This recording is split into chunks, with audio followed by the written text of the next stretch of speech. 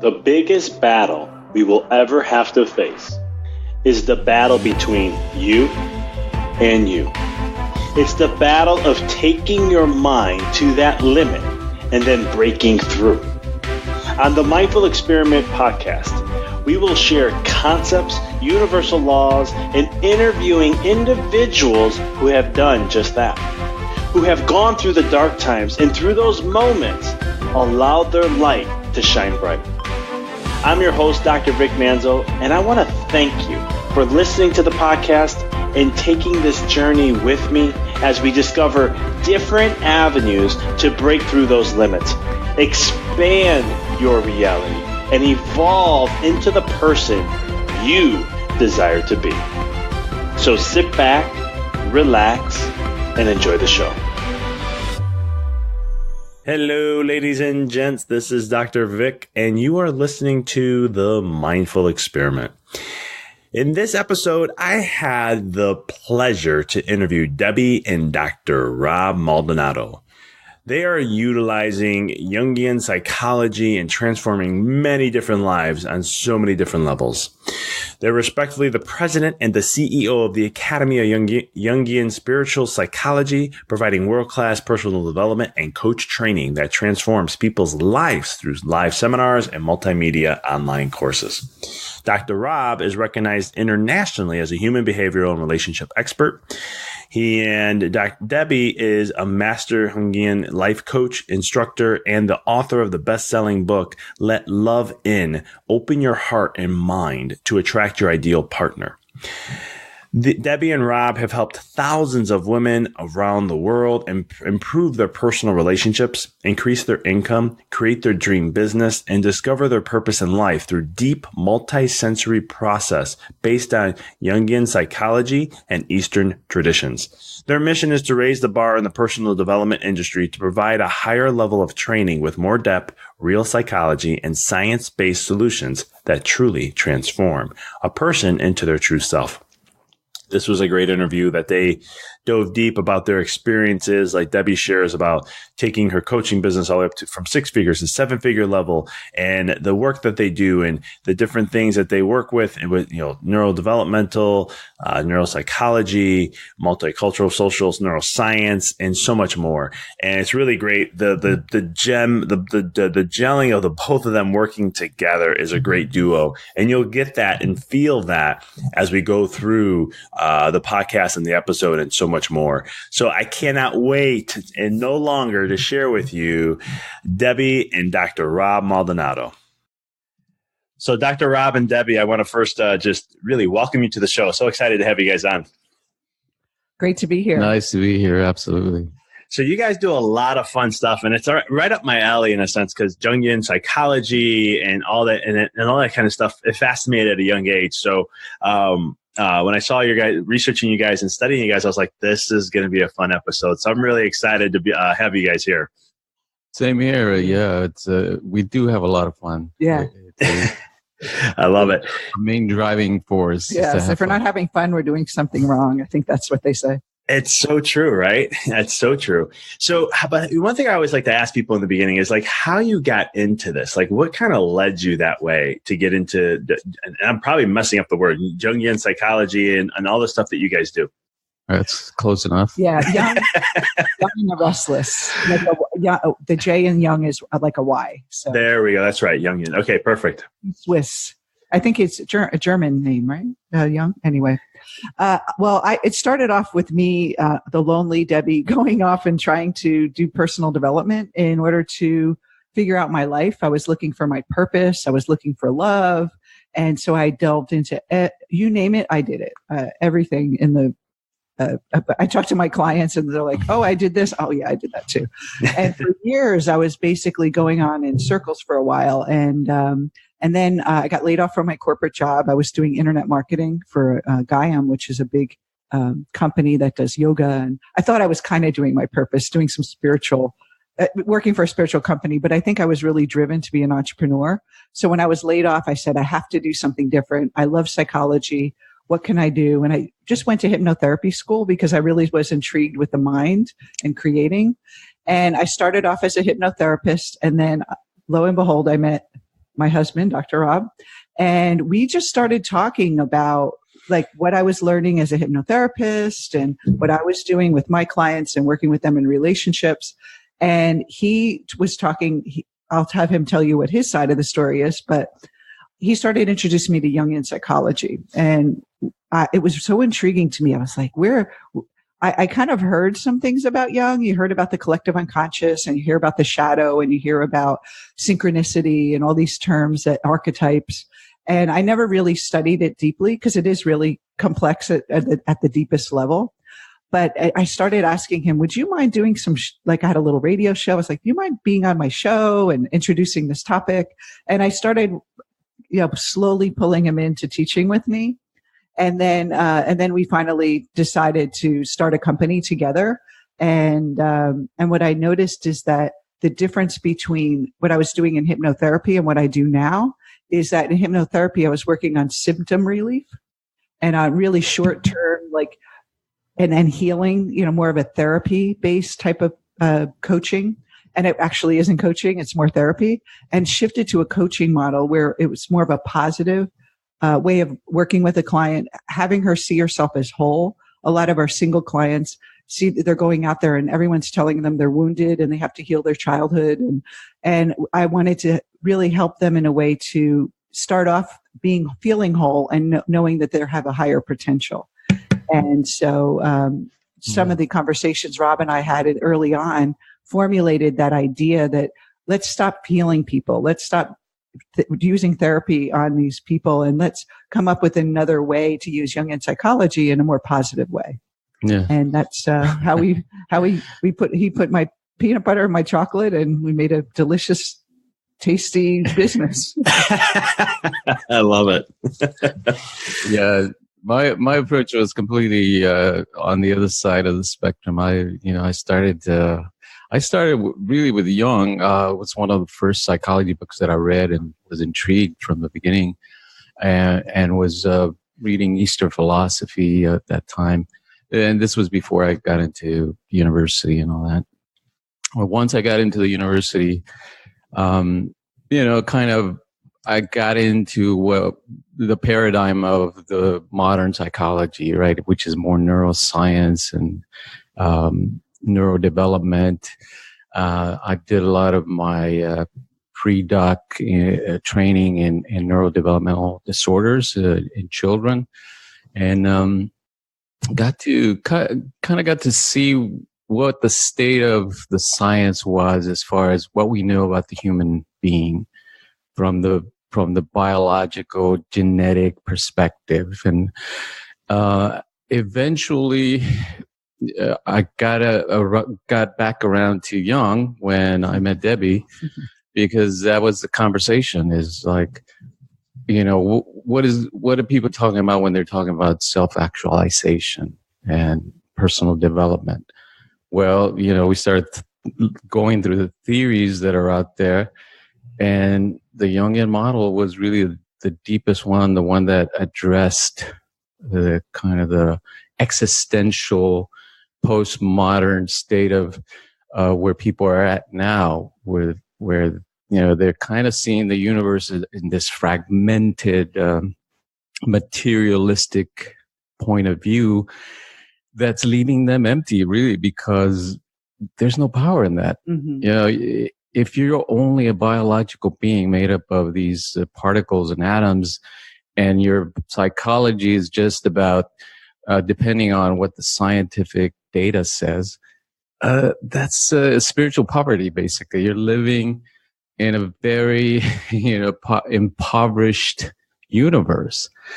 When, Debi introduced me to coaching, we thought, well, here's a vehicle to deliver something that the ordinary person can use to transform this aspect of their psyche, in a non-healing, non-therapeutic model, so that they don't have to reach those crisis points to access psychology. Mm-hmm. They can do it in a positive model, in a creative human potential model. I like that. That's very empowering. And you guys are, some people call this like going up to the upstream. You're going, cause like even with, therapy, it is sometimes just, putting a Band-Aid on things compared to, working more into the psyche, into that aspect, working on their mind per se. Is that kind of like the path you guys work on with, Jungian type psychology and the work you do? Yes, absolutely. Yeah, we see the mind as creative and also alive, where a lot of people talk about the mind as reprogramming and it's like a computer. We see the mind as the psyche as alive, and there's a deeper aspect of us that's alive, that we're not conscious of. And so we think that who we are is just what we know and what we were aware of. It's such a tiny little sliver of what is available to us. And so it's basically what we do is take the blinders off people and have them see through symbolic images, through dreams, through visualization, through working with understanding how their mind is projecting what's going on inside. The world becomes much bigger and much more filled with potential versus I'm only seeing what I externally can feel with my senses. There's actually another whole layer to us. And then that's where the world, it's such a deep process that I think you never get bored with it. That's why we have so much fun, because there's so much creativity and aliveness to who we are. And it's a shame if someone doesn't discover this in their life and they're just after the material part of life. There's a mystical part of life that makes life worth living.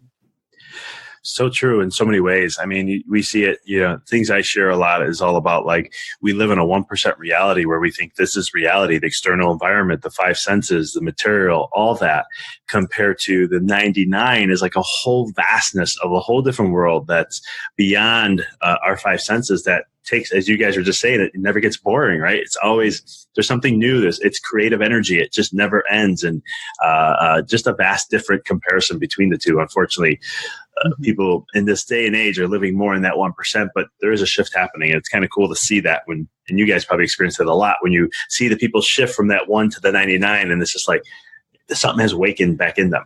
Mm-hmm. Yeah.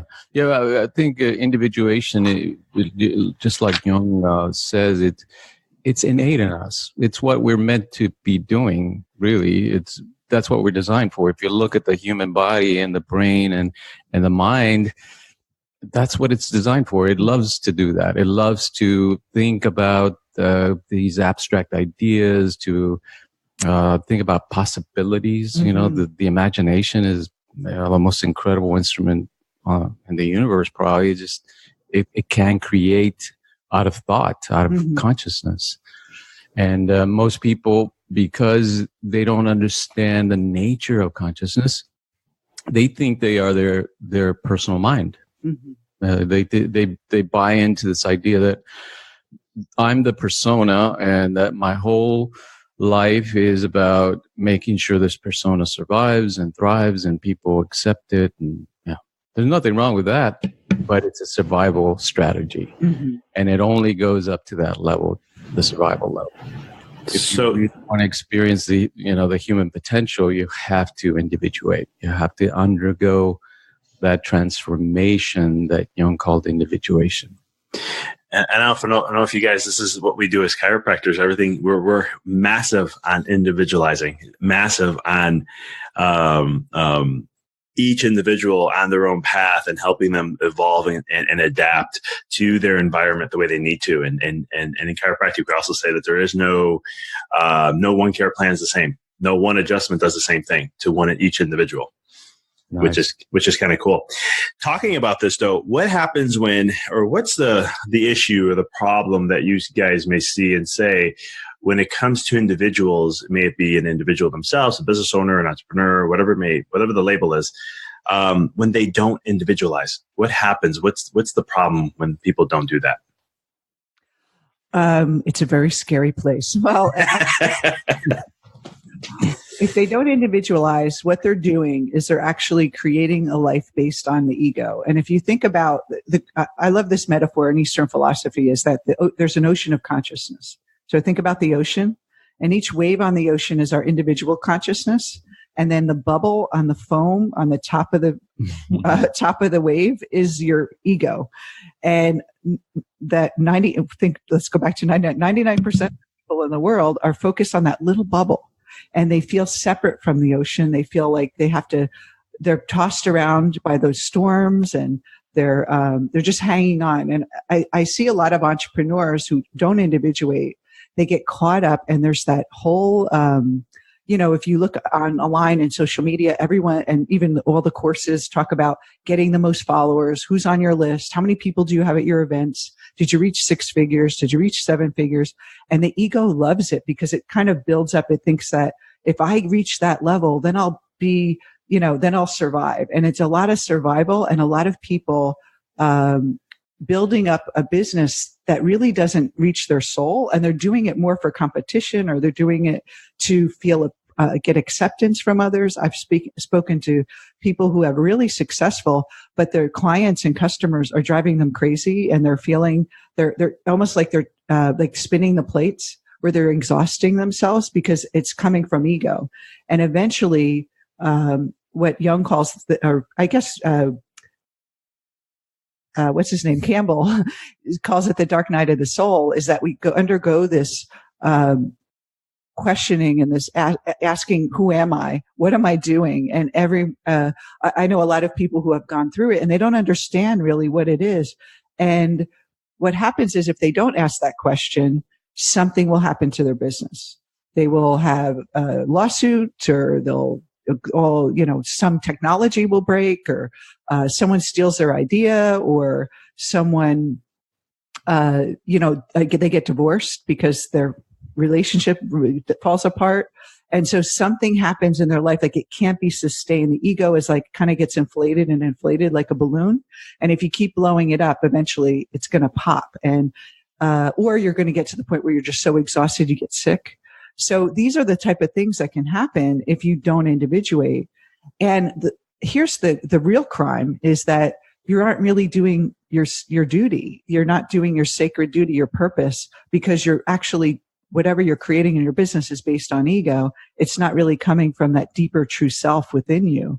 And when you individuate, you kind of like step outside your ego. It's kind of like a bubble that you step outside of, and you actually see what's really important to you. What do you really want to do? And that's where creativity and innovation and intuition is outside of that bubble. But a lot of people, they're shut out from that creativity. And what I've seen a lot, especially in the coaching industry, and I'm sure in the entrepreneurial businesses, they just copy each other. There's no creativity anymore. Everyone's doing all the same funnels and processes. And then everyone thinks everyone else is it's like we're fooling each other, thinking everyone's doing so well because on social media, we're having our persona up there. But eventually it will crash. And some people sooner than others. And actually, when it does happen, we think it's the best thing that can happen to someone, because then they're on the greatest journey of their life. But as long as the crime is if the success gets sustained over a few years, and the ego gets so attached to that success under a false foundation, that it's harder to get out of. So it's easier if it happens earlier than later. Yeah. So Jung essentially saw the shadow, right, when it appears, meaning when things fall apart, and when you start to self-sabotage, or these illnesses or accidents come up. It's a calling. It's a calling to look inward, to turn that externally focused consciousness inward into the self, looking for the self. And that process then activates the unconscious, not only the personal unconscious, which is what he meant by the shadow, but the deeper collective unconscious. We call it the creative unconscious because it's really the source of creativity and inspiration. And when people connect to their creative unconscious, then it guides them through this process of transformation and of becoming the true self. And it is beautiful to see. I mean, we love to see people really become inspired, go for their dreams, just feel more in touch with their dreams, their passions, and that's what it's about. I love it. And it's unfortunately in today's society, there is a lot of copying going on and all that stuff. I see it so often. And I always say, if you always follow the masses, you end up becoming invisible, because it's one of the things that you just don't really express the uniqueness of who you really are. And that's where, Dark Night of the Soul, all that stuff comes out because of that big issue that happens in that way. Is there things that people can do, or how to find their individual voice, find their individual tapping into that process? Well, we start out by looking at where they feel uncomfortable, like what's triggering them. And this waking world is like a house of mirrors. It's reflecting back our unconscious that we can't see through other people. And so the problem clients, the vendors that aren't working well, the family members, or whoever's triggering you, we have them see, they're actually showing us an aspect of our mind. And so, for example, if you are, say you have someone who is a client, like you're a chiropractor, you probably have people, the service industries, there's always people that aren't happy with your services or don't want to pay, or a business owner, especially in the service industry, can see what is reflecting back to them, what's showing up for them that's triggering them. So if a client is unsatisfied and it triggers you, it means that you're attached to pleasing everybody. And then we take them through a process and ask them, like, what is the worst thing you can think about? They can think about you. And a lot of it is, I'm incompetent. I let them down, or they're jerks. They don't appreciate. And then it's really showing something about your mind. And then you say, how is this dynamic? How is this judgment limiting my life?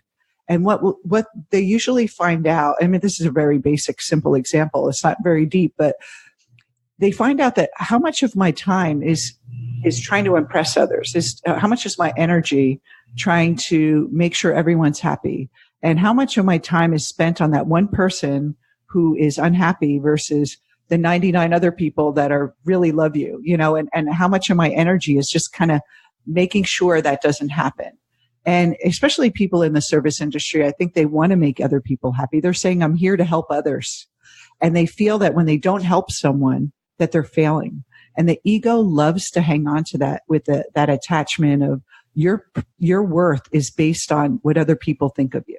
And that's basically how the ego was constructed early on in life. We are building up our survival kit to make sure that we fit in with everyone, that everyone likes us, that we don't cause any drama. We have these like survival skills that we use psychologically to keep us a part of the family, and then a part of the culture, and the part of the society, our classmates, and then eventually our colleagues and peers and friends. And then that persona basically is what we're attached to, that people need to think this of us. All those things that they want to be, the helpful person, the opposite goes in the shadow, because you can't be one thing without not being something else. So if you want to be the helpful person, what goes in the shadow is someone who's like a charlatan, someone who's scamming, someone who's hurting people. And so that they push that away. And then anytime someone questions what their work is, they get triggered, because it's like touching on that shadow.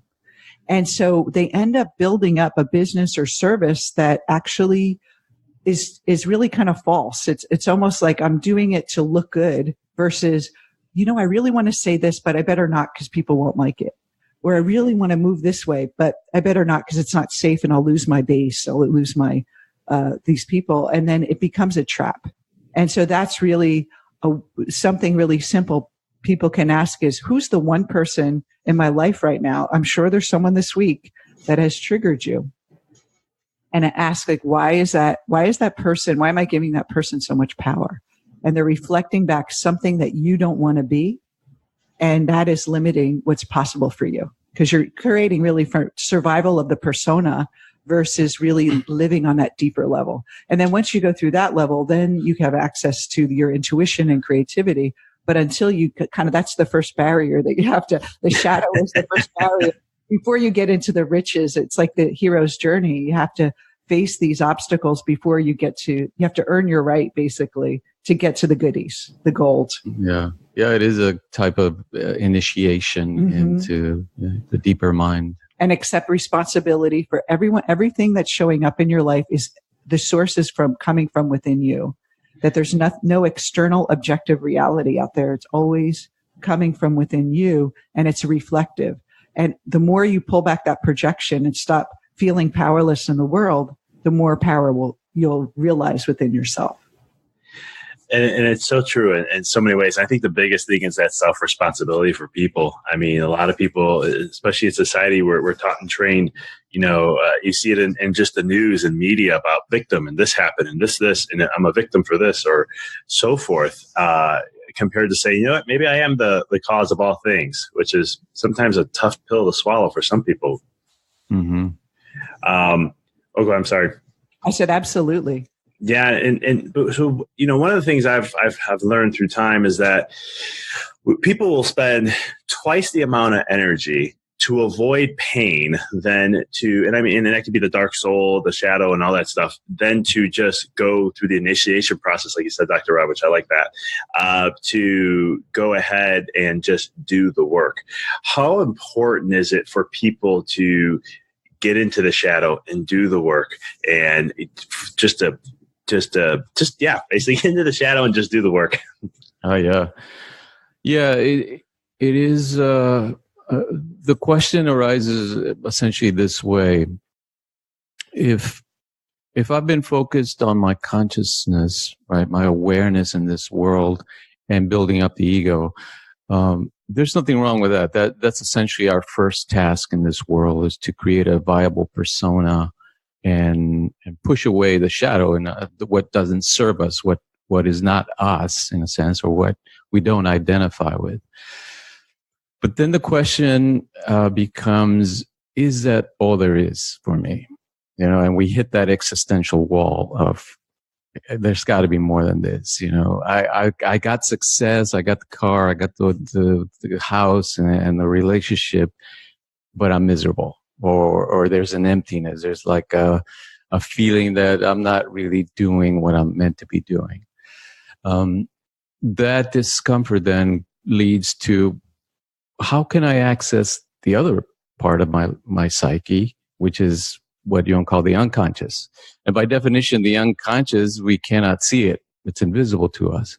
So most people feel stumped because, nobody talks about what is the unconscious and how do we access it.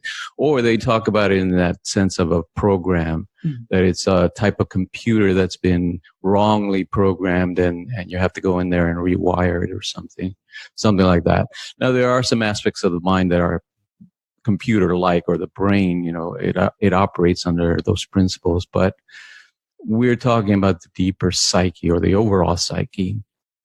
The way we approach it then is that if we start to understand that, like Debi was saying, what we're seeing in the world, not only other people, but essentially the way we're interpreting our sensory experience of the world, is really reflecting our deeper mind, our unconscious mind.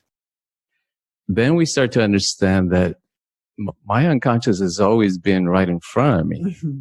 It's everything I've been creating, the way I've been seeing the world, the way I've been creating relationships, the kind of money, the kind of profession, my satisfaction or dissatisfaction with my work. It's all reflecting my unconscious mind.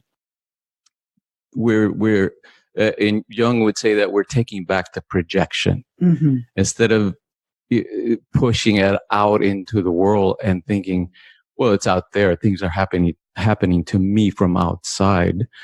We're seeing that, no, they're arising from my own mind. It's like the projection is basically pushing away our power and making the world have power versus we have power. And I think a lot of people misunderstand that projection. They think it's taking blame. Yes.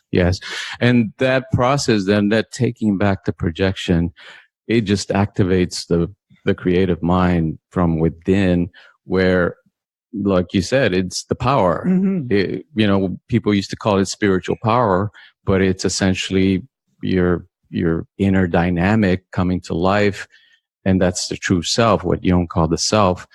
It is what you're meant to be, not this identification with a persona, which is kind of a false, temporary self.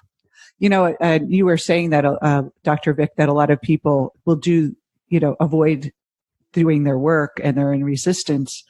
And Jung said that people will do the most ridiculous things to avoid the shadow. And the reason is because the ego is operating from limited information just based on what it's learned to adapt. And it decided at one time that what was in the shadow is life-threatening, or it would like die or, kind of fall apart. It was like a psychological survival that a lot of people push into their shadow. Like, I cannot be a mean person, because mean person people get hurt or they get put in jail, or, this kind of like a child would think. And so for us to actually be open to like, yeah, I could be mean a little bit.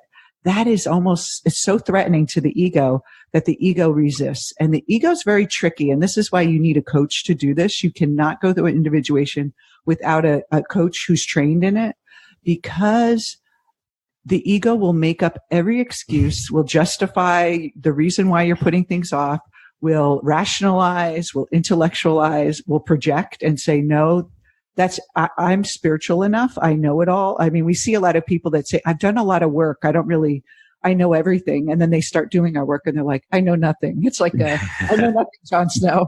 Oh my God, I thought I knew everything. And now I feel like I'm starting from the beginning again, because really all the things that they learned were coming from, it's like ego-based self-help, it's all about, and therapy really is building up the ego. I mean, that's what it was designed to do, is to help people survive and cope. It's not for creating. And so if you try to mix like create universal principles with fixing, it's like you're kind of putting one foot on the gas and one foot on the brake. You're not really using the creative forces. You're just building up that coping mechanism and the ego, and not really tapping into your true self. And I think people don't even realize what their true self is. They think their true self is being super confident and being super successful. Now I'm being my true self because I'm not the poor little kid who grew up on the wrong side of the tracks. Now I'm the successful entrepreneur. This is my true self. No, that's just the opposite of your shadow, which is if you grew up very poor, then you flip and become very wealthy. The poor person goes in the shadow. And eventually that poor person from the past that you denied and reject is going to come knock on your door one day in the form of someone sabotaging or you self-sabotaging. So you see that I think a lot of people just flip the coin in their life, and they don't realize that there's two sides to it. So whenever you're really attached to being one way, the opposite goes in the shadow. And because the psyche has to balance itself that way before you go through the shadow work. And then once you go through the shadow work, it's not that you want to be poor, but it's a choice. You're not building up wealth because you fear being poor again. And I see this a lot. I mean, I saw this with myself too, that kind of getting caught up in being the 6-figure, then the 7-figure coach, then the multiple, you have to be that. So everyone's impressed by you. It's like the only person you're trying to impress is yourself, really.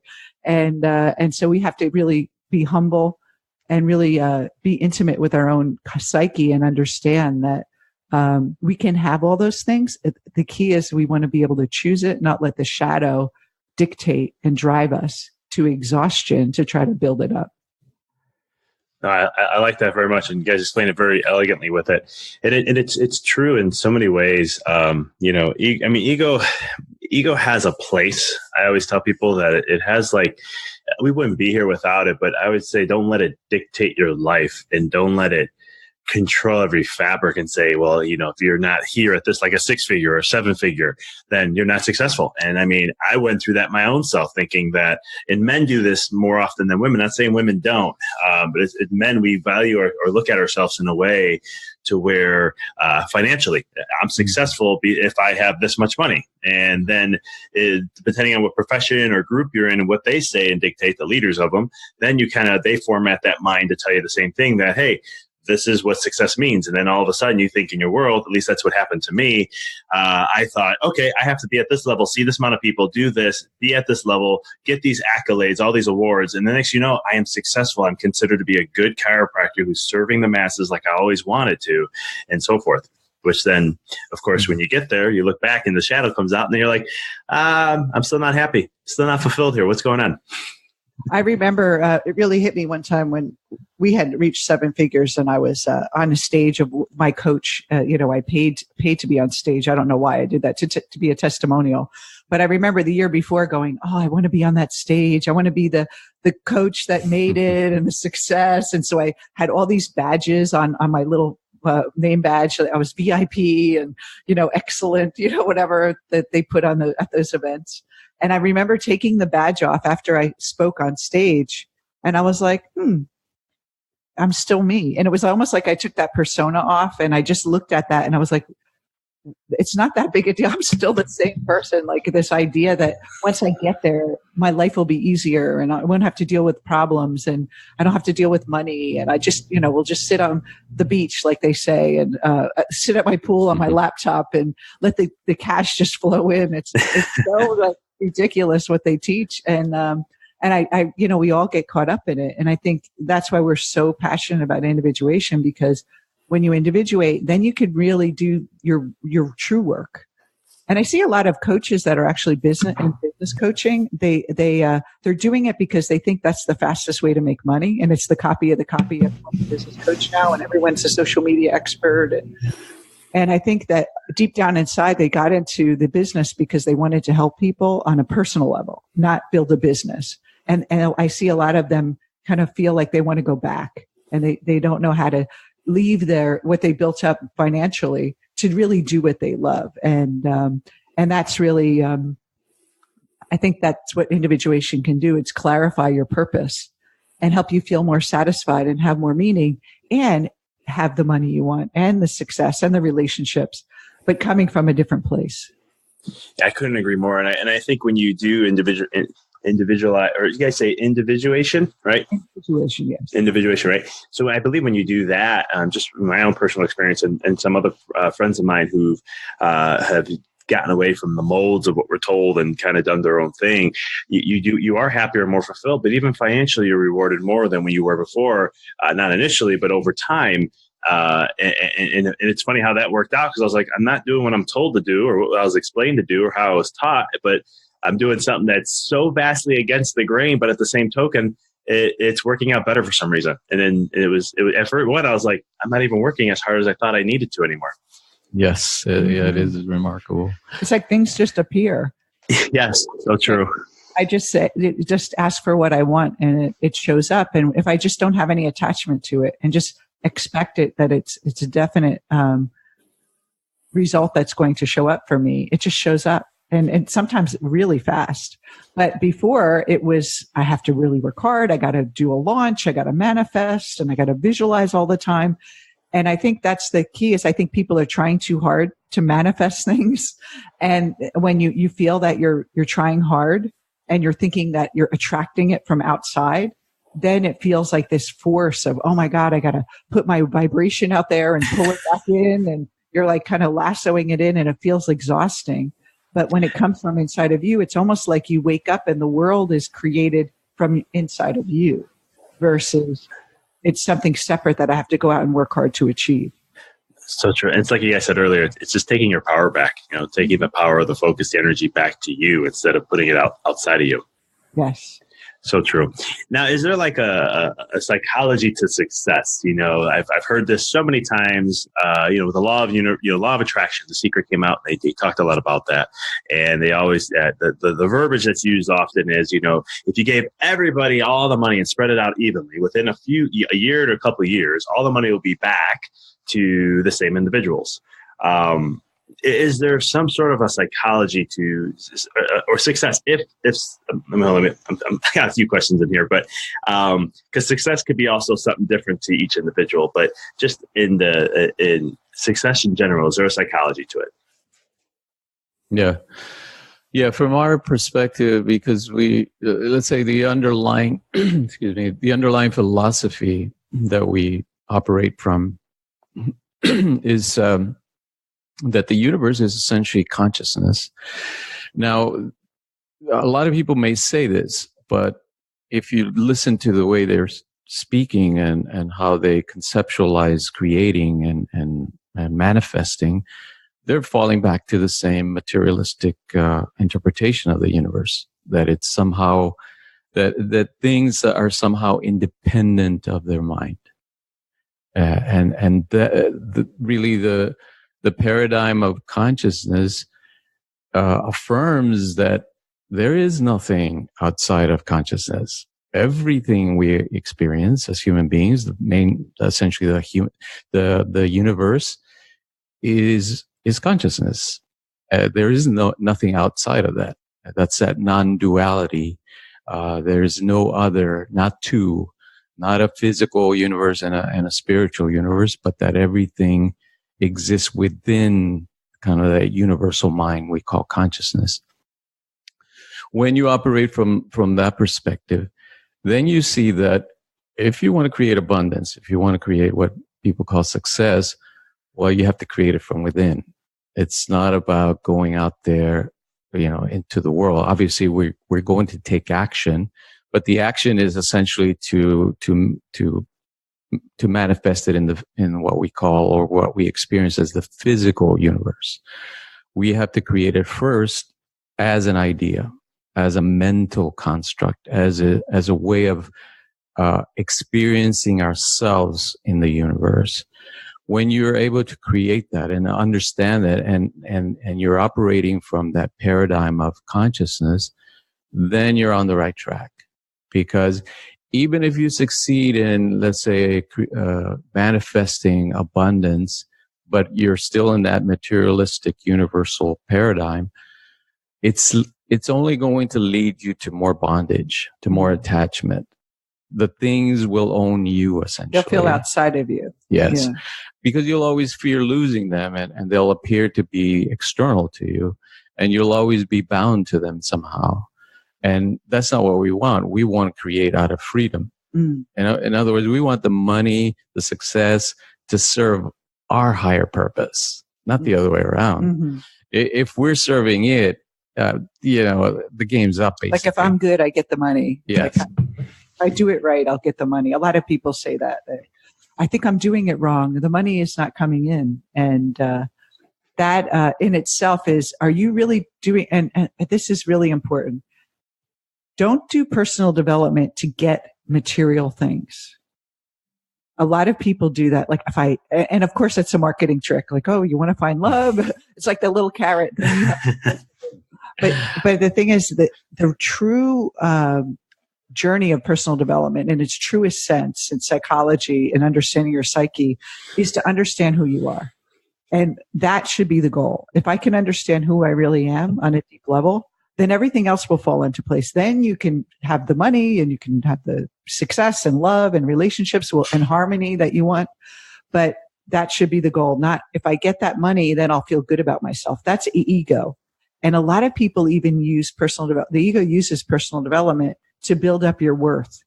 And I remember when The Secret first came out, and I would have friends that everyone was doing The Secret, and they had this kind of manifestation kind of hierarchy, like, oh, I manifested this in 2 days. It's almost like this persona that I'm somehow more evolved than you because I was able to do it and you can't. And I think people beat themselves up a lot because they think, I'm doing all this work and nothing's happening. And why isn't it working? Why is it working for Sally, who is not as smart as me, or she doesn't have a great service as I do, but Sally's making a lot of money and I'm not. It's that, that you're not doing it for you're doing it to kind of build up your ego and identify that your worth is in the success. But the success is really just a reflection of your worth and your perception of your worth versus the cause of your worth and value. And so the personal growth, it comes in to help you realize that it's, putting the cart before the horse. The effect out there is the cause is within your mind. Nothing out there can give you anything unless your mind agrees to it. Again, claiming the power. It's come back in. Always. Putting it out there. It's like a flashlight. A lot of people put the flashlight outside to, go out there. And what we're doing is turning it in ourselves to say, here's where the energy is. Here's where the light is. And I think most people are like, and this is one thing that's interesting is that a lot of people think their worth is tied to other people, helping other people. And then that is actually an ego, that you're only good if you can help others. You can't really help others if that's your goal, is that you're dependent on outside forces to be helped for you to feel good about yourself. It's just like the ego is very clever. It'll just attach itself to anything. And it's so funny too, because ego, I always tell people ego is just like one of it is so wise and so smart. It knows all your weaknesses. And so it'll know how to formulate a story, create something to trick you in every step of the way. Mm-hmm. Yeah. Even in neuroscience, now that's confirmed. Our neurology essentially makes up a decision or gives us the decision 8 seconds before we're conscious of it. And then we create a little story to account for why we decided that. Mm-hmm. But it's actually our conditioned mind doing it for us. And if it was a good decision, we say, ooh, I'm so intuitive. I'm so glad I did that. And then if we make a bad decision, say, oh, well, I did it wrong. See, don't take any more risks. I better pull back. That's so true. That's so true. You brought up some neuroscience and some of the stuff on there. Like, how would you define reality based on the latest neuroscience, the latest research that's out there? Yeah, it's an exciting time to be working, like in your field. Oh my God, the mind-body research that's coming out is mind-blowing. Mm-hmm.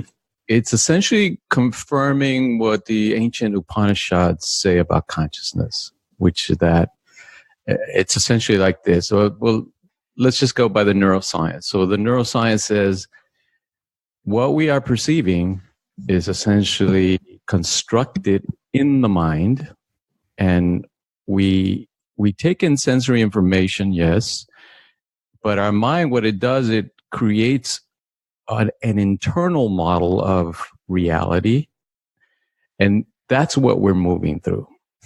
We're moving through this internal model that is constructed, literally reconstructed moment by moment in the mind. And what's out there has little to do with that internal model.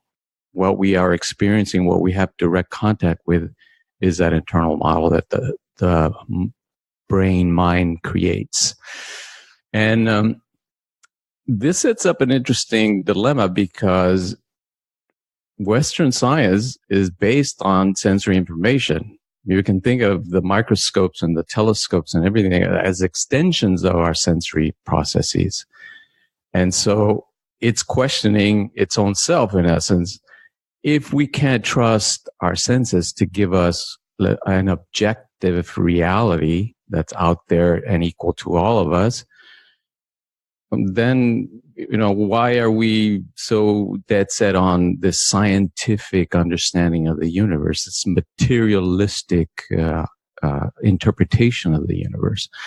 It really calls it into question, and that's what the whole quantum science is talking about, right? Einstein himself was very disturbed by this finding, because it really called into question the whole idea of, is there an objective reality out there? And, there doesn't seem to be one. So it goes back to the Upanishads, which say we are experiencing what's called Maya. Now, Maya doesn't mean it doesn't exist, but the way it exists is it exists as a dream. It's very dreamlike. In other words, it's arising from consciousness.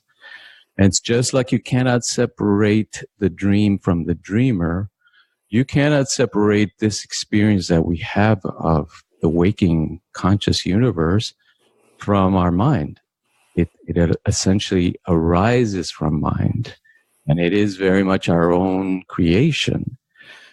When you don't understand that, you're caught up through the projection, through the attachment to these apparently external things, and you're caught up in the drama. Just like when you're caught up in the dream, you think you're experiencing a reality of somehow, a solid reality. But when you wake up, you realize, oh, it was a dream. It's the same thing here. When you're caught up, you're thinking, I'm experiencing these real events, and they're coming from external sources out there, independent of me. But as you wake up, as you become enlightened, as the mind awakens, you realize I'm the creator of all this. And it's kind of scary because, if you brought up with a religion to pray to a God, and you leave it up to God, you leave it up to the universe, even the universe, leave it up to the universe. It's sort of a way to kind of, the ego justifies, like my favorite phrase, not everything happens for a reason. Everyone says everything happens for a reason. It's almost like a way to push away that, oh, well, I guess God didn't want that, or fate didn't want to have that, or the universe is going to send me something better. And that kind of passive creating in the world. And I love when Rob talks about neuroscience, I just get all like, wow, it's so fascinating. It is. I always, my background, as a chiropractor, I have extensive studies in neurology, and I always tell people, there's a phrase I use when I educate and share on health, and I always tell people, if you never bring the brain into the conversation of health, you're going to have a limited experience of health, because the brain controls and communicates everything. On the spiritual side, I say the same thing, because on a spiritual level, they're starting to understand more. All the new science coming out, they're starting to grasp and understand that, wait a minute, when we activate these centers and we do this and we try to utilize things like the Hindus are massive into, Hindu philosophy is big into the breath. Zen and Eastern philosophy is about the breath and life. And now there's science that's coming up saying, holy cow, the breath can actually take you to higher dimensions and different planes. If you go into it deep enough, it can happen. And it's just fascinating on the stuff that's coming out, because we can actually do things in shorter times, which ego likes that, right? How faster can I do things? You guys were talking about that with success.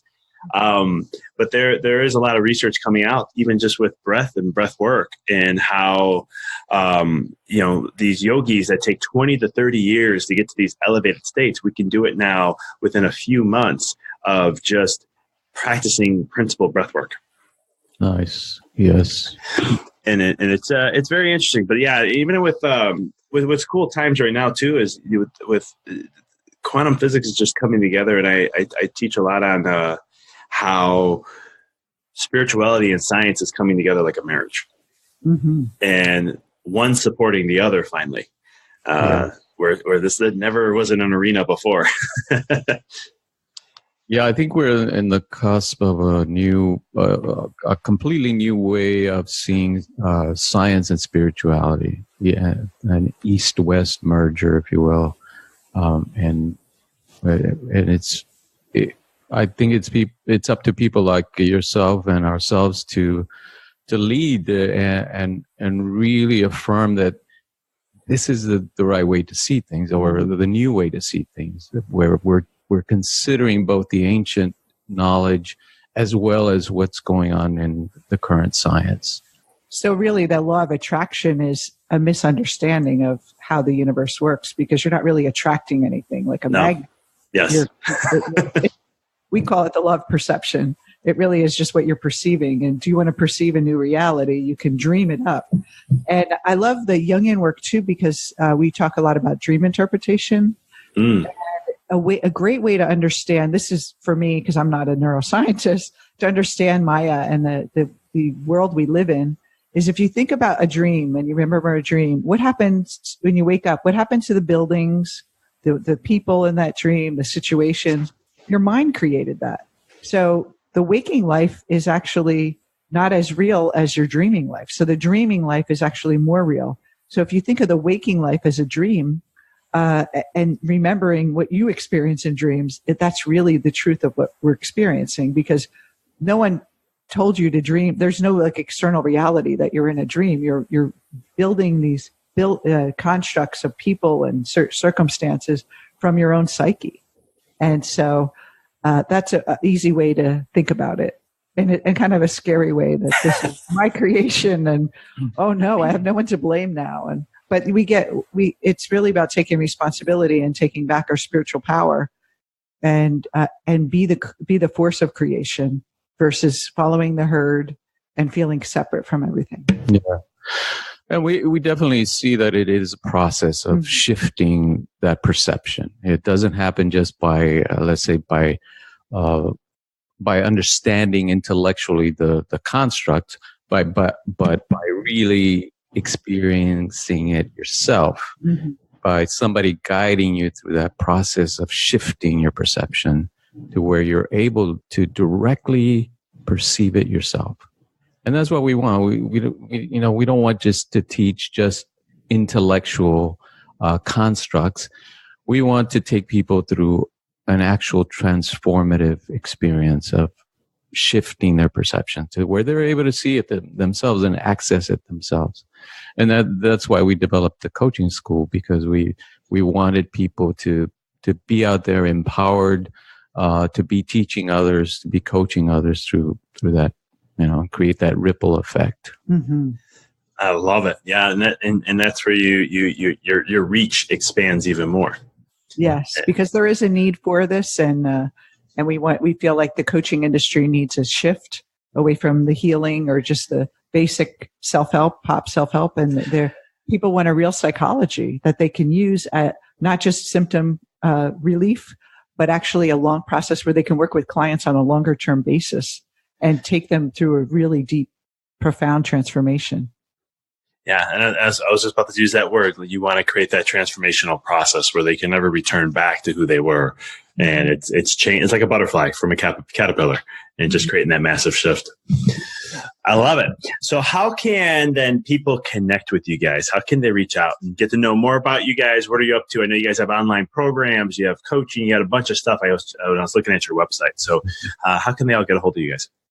Well, we have a new URL that we're going to be using, and it's the Center of JPP.com, and it's the Center of Jungian Positive Psychology, which is our company. We do training for coach training, and then we also do training for non-coaches to help them go through the process. We offer courses and deeper trainings and live events.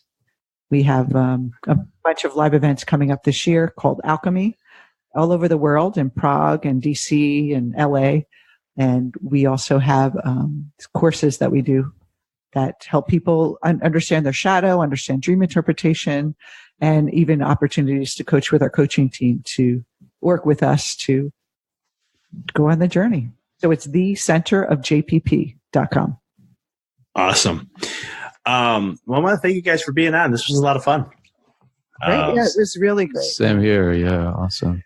It's a lot of cool stuff. I mean, like I said, Jungian Psychology, I know a little bit about it. Now I'm more intrigued with all this stuff and so forth. So I want to appreciate you guys for all the work you're doing. The world definitely needs this type of stuff, and I just appreciate all the work you guys are doing to help individuals with all of it.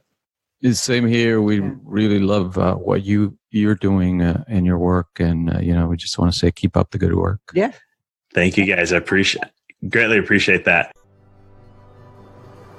Thank you for listening to the podcast. For past shows, please visit www.empoweryourreality.com. I hope this show inspired you and added to your life to help you on the journey to rediscover who you really are.